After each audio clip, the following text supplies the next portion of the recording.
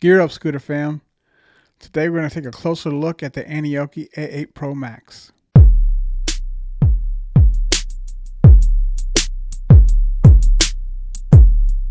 How's it going, guys? So, like I said, we're going to take a closer look at the Aniioki A8 Pro Max 52 volt dual motor e-bike. I really like this e-bike, and it's a consideration. I mean, not sure if I'll be able to get this, or if I even decide to get this when the time comes. But it's one that's really interesting to me right now, and it is a possibility. So I thought I would cover it. Before we get into that, though, I got a couple things I want to talk about. First of all, I got a new helmet. Here, as you can see, it's a full face motorcycle style helmet. I was running with just a mountain bike uh, full face helmet and goggles. So I just got this today and actually wore it when I went out on my Apollo Go just for a short ride. Yeah, so I also got a tire pressure monitor and for the Klima. Actually, I got it for the Nami, and I've always, I've thought about getting one for a while. I was going ahead and purchase a second helmet so my wife and I can ride at the same time since I got the Go. And when we do get a chance to ride together, there's two helmets. It's the one reason we haven't ridden together yet, because either of us has to be wearing a helmet. So we share a helmet, which is the mountain bike style helmet up until now. So she's stuck with using that helmet until she wants to try to maybe find herself a helmet. She'll have to get my hand me downs. So I decided to get the bigger helmet, and I plan on it anyway once I got the Klima, just because it's possible of higher speeds, and you really shouldn't be going much faster than about 20 miles an hour in a mountain bike style helmet. So uh, I haven't gone that much faster yet, but just because the Klima is capable of that, and I might be in a situation as I was the other day where a dog was chasing me, and I just so a lot of times I'll stop and I have pepper spray, and I've never had a dog continue to pursue me once I stopped uh, or get aggressive or anything, but I do have the pepper spray just in case. But the other day I was out, and dog kind of started coming after me, and I just decided, I knew the road ahead of me. I knew I could get away with some high speeds, and I decided I just wasn't going to stick around and wait for the dog. So I punched it. I knew, like I said, I knew the road real well. I knew there was no cracks or anything I had to contend with, no speed bumps coming up. So other than random stuff happening, animals or kids or something running out unexpectedly, I had a clear opening to kind of get away, and so I decided that's what I was going to do, and so I hit the accelerator, looked back, and I didn't think I was going to have to go incredibly fast to beat this dog, but I looked back and he was staying up with me pretty well, and so I just gave it a little extra to leave him behind, and I did. And I'm not sure. I'm not even sure how fast I was going. I don't have a tracker or anything like that, and I wasn't looking down at the display. I was too busy focusing on the road ahead because of trying to accelerate fast enough to get away from this dog. So situations like that, happen. I've been chased by several dogs. Most of the time I don't run. Like I said, it's not. not in a safe area. A lot of time I'm in residential areas, and once again, the pavement's not great. There's speed bumps and stuff, and so I can't focus on that stuff and then trying to worry about a dog chasing me. So if I don't have a clear road where I can just kind of zoom on out of there, I don't take that chance. But in this case, like I said, I knew what was ahead of me, and so I wasn't too concerned, and I safely left the dog behind me. I don't, like I said, I don't know how fast I was going. I really wasn't paying attention to how fast I was going, other than, I needed to go faster than I was going to outpace the dog. So, I mean, I knew the dog would get tired too eventually. So I, uh, I cranked it up on him, and like I said, not sure exactly how fast I was going, but I got going pretty good. I mean, I wasn't going too fast. I only go up to like 30 maybe 20. Yeah, I think it's like 30-ish, around 30. The next one goes up to 35 or 37, and then you got to go into turbo on X mode to get to 42, something like that. It gets into the high 30s in the regular modes. So I might have, if I got up to 30, who knows? I'm not sure, but I got high enough to leave the dog behind me, but it certainly wasn't probably over 30 miles an hour. So maybe somewhere between 25 30 miles an hour would be my guess. But I wasn't looking down. I was looking ahead. At, like I said, the road ahead of me, make sure there's nothing unexpected going to happen. But no, everything was great. So once again, situations like that, I would prefer to have a helmet that would better be in for a situation like that. If I did get up to 30 miles anhour, um, that I would have a helmet that could handle a 30-mile-an-hour impact in case that occurred. So I got a motorcycle style helmet with a full face, and I like it. It's pretty cool. It's got a shade, comes down. It's modular, so the whole face mask will lift up away from the helmet part. And like I said, it's got like a sunglass shade kind of visor inside, so it's pretty cool. It's like $100 something, I think, on Amazon, or maybe like $90. But I liked it a lot, and I didn't expect it to be so big. It's so much bigger than the other helmet on Amazon. It looks, I thought it was kind of about the same size, and so I had this, sort of idea, how it would look on me or whatever, and it's so big, and it's like, which is a good thing. I'm not complaining, because the bigger, obviously, the more cushion in there. Uh, and I'll probably get a size smaller than I need.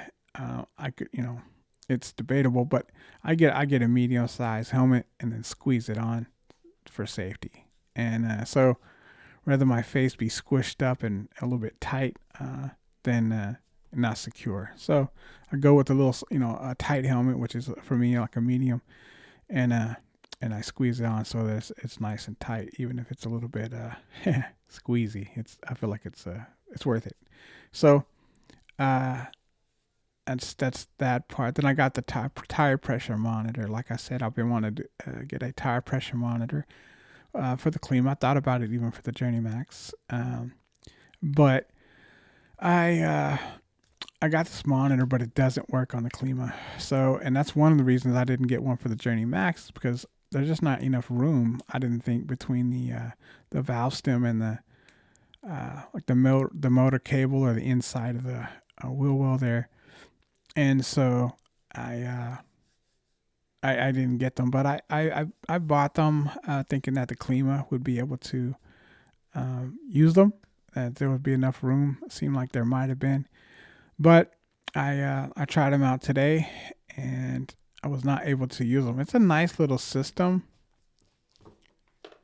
It's this right here. It's made for motorcycles. Psychic, a Rider SRTP 300, and I also got that off Amazon. It was about $50, and I ended up getting those, and it wouldn't work with the Klima. It rubbed the front and the back, coincidentally, on the motor cables, and it would just rub them, and it kind of, I noticed right away. And so it just wasn't low enough profile to work. But luckily enough, I did put them on the Apollo Go. They work on the Go. So even though it would appear like, it looks like there's more room on the Klima than there is the Go, the way they're designed, but it just it works out. It kind of allows it to go in a bit on the Go, so it just sticks out a little less, and it clears real well. The one the one difference is on the Klima, I have so much real estate and places to put the monitor piece, which is really high quality, by the way. I was really impressed when I got it. I knew I was paying $50, but sometimes you get stuff and it just seems kind of like cheap quality. This stuff is really good quality. It had a nice feel to it, really well made. I had seen some good uh, reports and reviews and so forth on it. So that's one of the reasons I chose it. But I really was impressed, even though I had seen all these people saying it was really good. Even when I got it out of the package, I thought, wow, this seems really well put together, really well designed. And so I was impressed with it. I went through getting it all set up and trying to set it up on my Klima, like I said, but I did get it set up, but it was rubbing. So I took it apart and just put it on the go. Now, the one thing that people talked about on the go is it's really difficult. And I'll show you a picture of it. I did take a picture to share with you guys and show you how it looks. But it's really difficult to accessorize the Go in that regard, because there's so little real estate. Once again, with that area, the handlebars are really small. There's just not a lot of room. They're small this way, but they're really beefy too. So trying to fit a standard clamp or something like that over the small real estate that you do have is a difficult challenge. What I did, I took 2 zip ties. First, I tried this. I found a connector that I could connect it to, and it just, it had a like a hole through the back. I don't think it was made for zip ties, but actually, I think what it was used for. Sorry, it was the metal clamp. I forgot what you call them, but you twist them and got little perforated lines through the metal. I just can't think of what they're called right off the top of my head. And you tighten them up, and that was supposed to go through this piece of plastic that held the monitor in place. And no, you can recharge the monitor itself, and then the caps that go on the valve stems have batteries themselves. That they come with batteries, and then they send you an extra set when they go out, but they're supposed to last a long time. So you only replace them once they need to go out. I don't know exactly how you'll know, but I'm sure it'll tell you on the display or something like that. So the display you can recharge, and it's easy to just remove and put on with the little clips that they give you. Like I said, I used and that's what it was supposed to be, was this clamp over a piece of rubber, and that would have kind of looked a little bit, I think, tackier than the zip ties. I have 2 black zip ties. They pretty much blend in really well. So zip ties are normal on stuff like this, a scooter. So zip tie looks out of place. Just boom, wouldn't even notice it. And then I used I did it first without a piece of rubber, and it moved. I couldn't kind of stop it from moving, and so I couldn't get it tightened down enough where it wouldn't move, just because of the plastic on the metal. And so there was a rubber inside meant for this type of thing, and it fit around. And so I was able to use the zip ties on top of the rubber for this clip that the display to the tire pressure monitor attaches to. So it just clicks in place. And so I was successful doing that.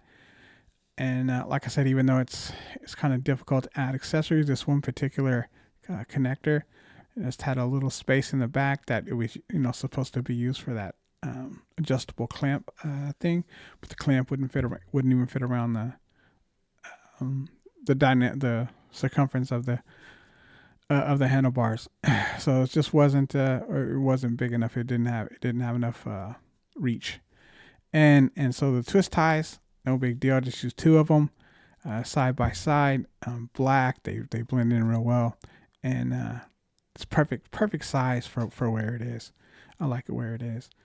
So if I have to add anything else, I'll keep that in mind. Try to keep twist ties. Twist ties are they're magical, and they look pretty clean. You could do a lot with them, and almost seeing, without even noticing. I fixed my on my Klima. I was working on it, probably the brakes, and I flipped it over, kind of like you do a bicycle, and I had it on the handlebars, and I forgot about the NFC reader kind of being on the very top part, and so I didn't realize I broke it. I thought it came loose at first, and so I was trying to tighten it up. But that's when I realized I broke the clasp that holds it on. It's pretty cheap, to be honest, but it's no big deal. I just took zip ties and just you know secured it to the same place it was already on. Uh, because it's loose or it was, and so it's no different. I mean, I don't even think about the zip ties being there. I don't even know if anyone notices or cares. But so I just zip tied that down. I'm not even worrying about replacing it anytime soon. Just doesn't bother me that much. The scooter is a scooter. I'm not gonna. I take care of my scooters, but I don't treat them poorly. But I don't get so been out of shape over every little scratch and little things on them. That stuff's gonna happen, and better to get used to it now. So I've got a couple scratches on the Klima already, and I was looking like, how in the world did I scratch that? And it seems like a pretty good scratch. It happens. It happens. I didn't realize it happened, but apparently something I did scratched. I'm the only one that rides it, so it was definitely me. In any case, really, the tire pressure monitors work great. Now that I got it on a scooter that I can use it, and it'll be nice peace of mind. I may look for a different type for the Klima, maybe with a lower profile. If you guys know of any that might work better, please let me know.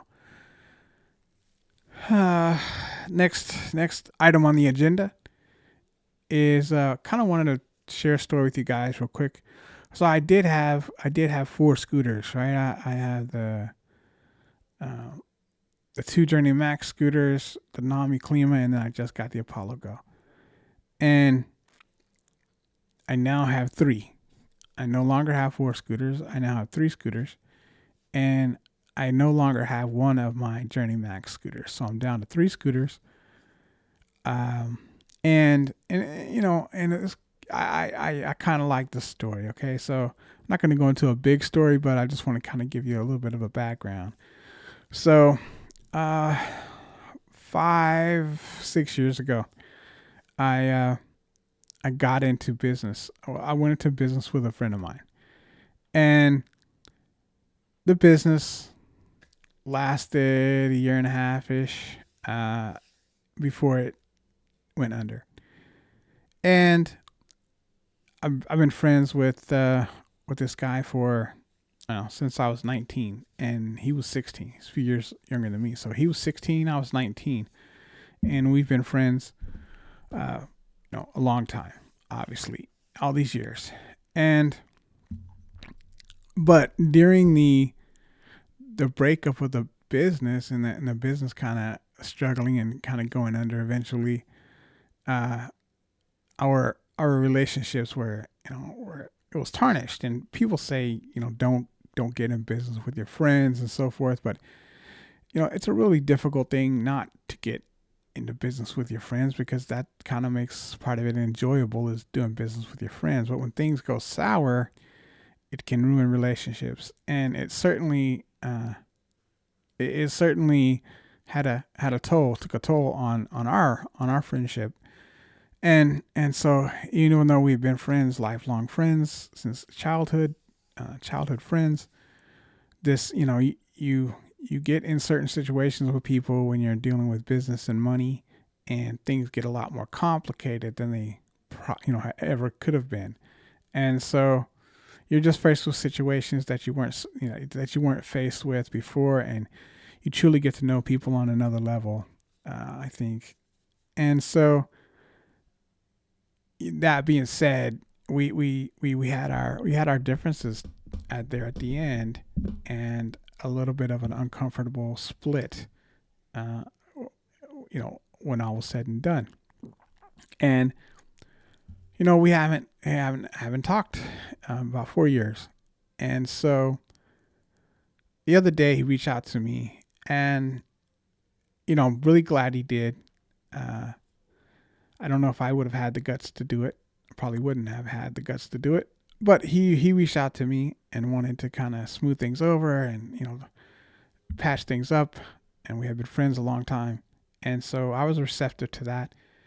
And then he wanted to get together yesterday, so that's why I think I said I had something to do. Well, that's what I had to do. I was going to meet him for lunch today, and I got the idea, and my wife actually brought it up. She's like, "Why don't you take on one of your Hover One scooters? Why don't you?" Or she didn't. No. She's like, "Why don't you take one of those scooters?" And I was like, that's a great idea. So I went met my old friend from for lunch, and we kind of talked things out and kind of revisited. Just kind of just had a really good lunch and chat and so forth. And then I asked him if he wanted a scooter. I brought him a scooter, and I said I don't ride it hardly anymore. I've got it's got the Apollo Go now, so I have 4 scooters, and I still have one Hover One Journey Max. But now I just have the three, and I'm pretty happy that my buddy and I are kind of chatting again, and things are on the mend. So I just want to share that real quick with you. I don't want to go into details about the business or anything. It's a lot of stuff to unpack in that regard. So, but really happy about that, and really happy. He's got a direction he's going in. He's always doing businesses and stuff like that. So I wish him the best, and look forward to us kind of rekindling some stuff, because it really felt good to move past that. In any case. All right. I also took the Apollo Go out for another quick little test after doing all of the changes in the app. I didn't go very far at all. I didn't even go as far as I did yesterday, to be honest. I just wanted to give it a real quick, just kind of make sure that everything was gonna play out the way I thought it was gonna play out, and it did. It was really nice, and that's much more what I was expecting from an acceleration standpoint.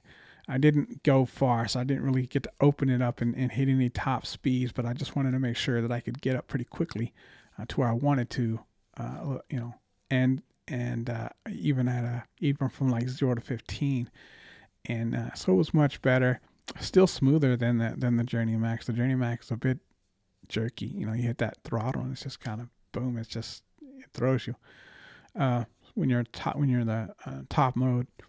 So it's really aggressive. Now this one, you still get up to speed, but it's not as jarring. It's not as poppy. It's not as jumpy.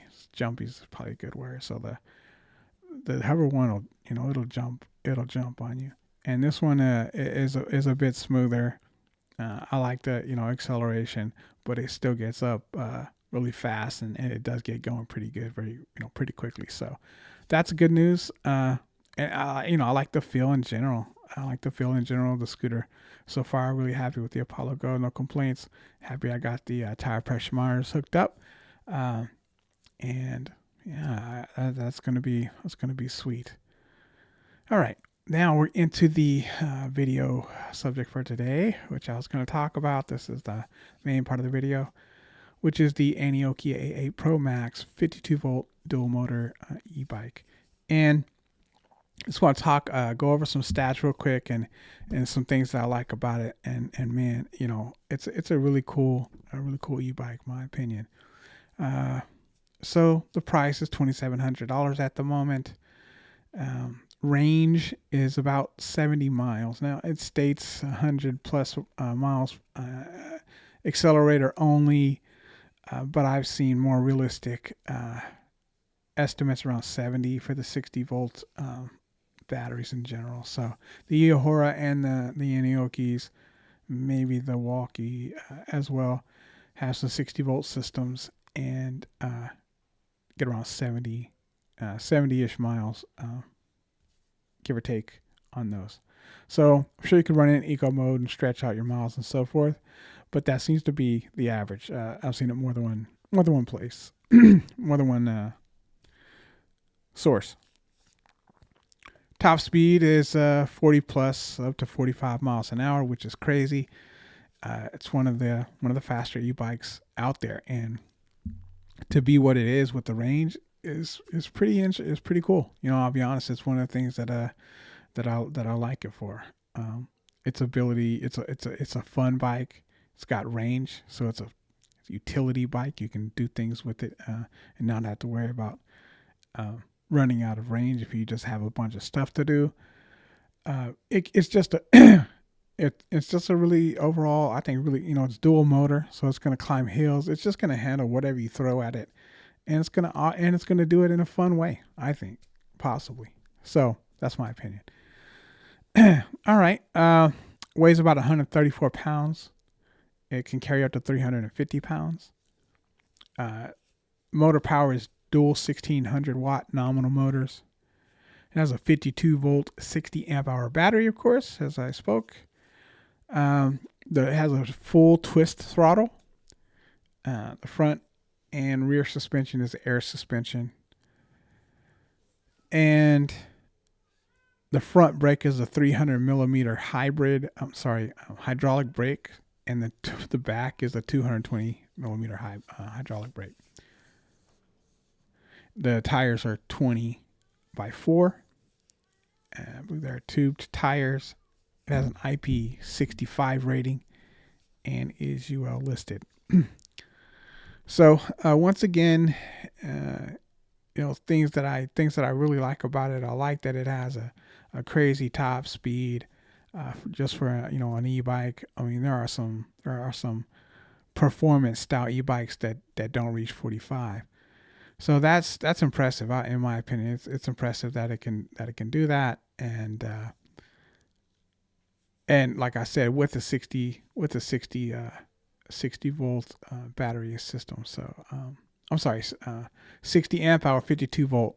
That's what I meant to say. And man, it's just a beast. Now, once again, I think I mentioned with Aniioki that they have their share of quality control issues, longevity issues as far as pieces of the bike holding up, specifically with the motors. From what I've ran across, is the motors start making a grinding noise, and they can actually go out completely. And from what I've done in research, it seems like it has to do with the gears.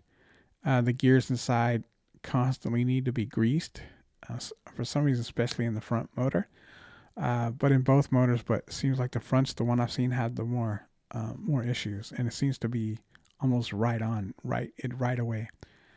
But I've seen people deal with these issues, and it seems like you take the motor apart, grease the gears, clean out the gearing housing, and so forth, grease up the gears, and reinstall it. And that's going to be a continuous thing, and you got to start early. So it'd be a lot of maintenance to have a bike like this. It's a $2,700 really cool bike, but you would have to go into it prepared to pull some gears. I've done lots of, I've played with bikes and done stuff, so gears don't intimidate me.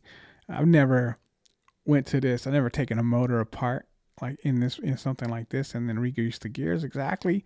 But I've been around that kind of stuff. It's very similar stuff. So everything like this, is when you been around hydraulic systems and hydraulic pumps and so forth. So these types of things just aren't new to me, and I can figure that out. I can figure those things out.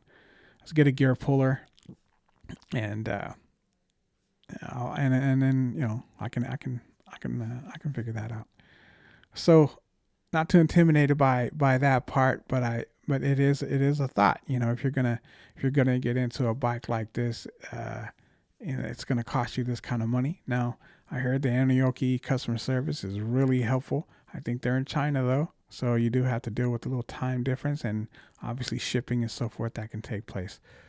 But they're super responsive. They're super supportive to try to help find answers, and they're super accommodating, from what I understand.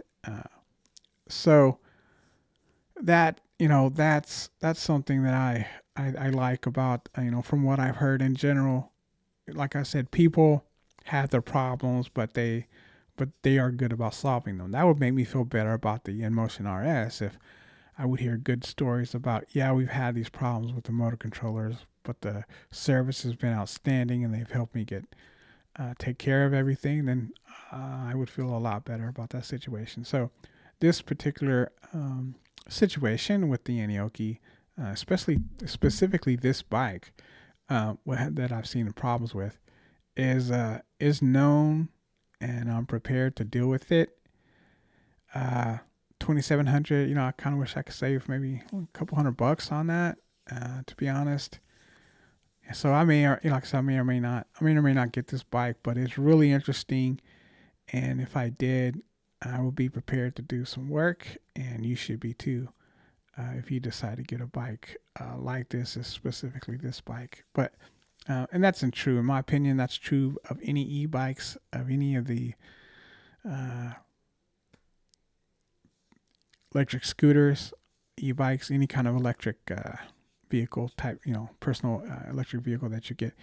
Be prepared to do something because things are going to go wrong. If it's an e-skate, you got to replace the belts. Any little thing is going to have things go out. There's going to be issues here and there that you're going to have to deal with. If you don't live near a shop that can take care of this, then you're going to have to learn how to do it yourself. So be prepared. Either be prepared to spend some money taking it to a shop if you're close enough by a shop to do so, or be prepared to learn how to do it yourself and save yourself some money, even if you do live near a shop. So, all right, guys, I think that's it for me. If you enjoyed this content and you found it helpful, please like, share, and subscribe. Consider joining me on Patreon, picking up some merch, or buying me a coffee. Thanks, and happy riding.